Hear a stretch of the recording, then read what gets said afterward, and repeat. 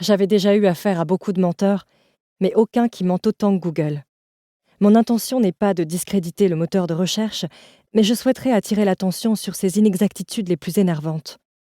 Dans le cas présent, il m'avait indiqué que le bar dans lequel j'étais assise, parce que c'était l'unique établissement de la petite ville de Meadowlark dans le Wyoming, ouvert après 22 heures un dimanche soir, servait à manger. Ce n'était pas le cas. Le stupide graphique de Google détaillant les variations de l'affluence montrait aussi que le Devil's Boot, je n'étais même pas certaine qu'il s'agisse du nom de cet endroit, car il n'y avait aucune enseigne nulle part, n'était pas très animé ce soir-là. Or, il l'était. Il n'était pas incroyablement fréquenté, non, mais suffisamment pour qu'il hérite au moins de la mention « assez fréquenté ». Il y avait également un groupe très bruyant d'hommes âgés au bar. Google n'aurait pas pu me l'indiquer. Mais s'il y avait eu la moindre photo de cet établissement sur la page qui lui était dédiée, j'aurais probablement pu le déduire moi-même, et ainsi carrément éviter de mettre les pieds au Devil's Boot. Oh, quel idiot ce Google! Ce lieu était parfaitement conforme à l'image que je me faisais du boui-boui d'une petite ville. De la country à l'ancienne diffusée par un jukebox et des enseignes au néon en quantité excessive.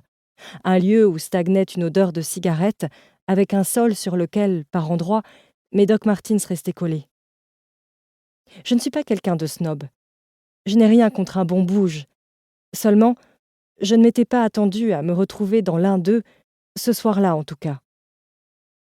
La veille, quand j'étais partie de San Francisco pour me rendre dans le Wyoming, le RAD local aurait été le dernier établissement où j'aurais eu envie d'atterrir le soir précédant mes débuts sur le plus gros projet de ma carrière.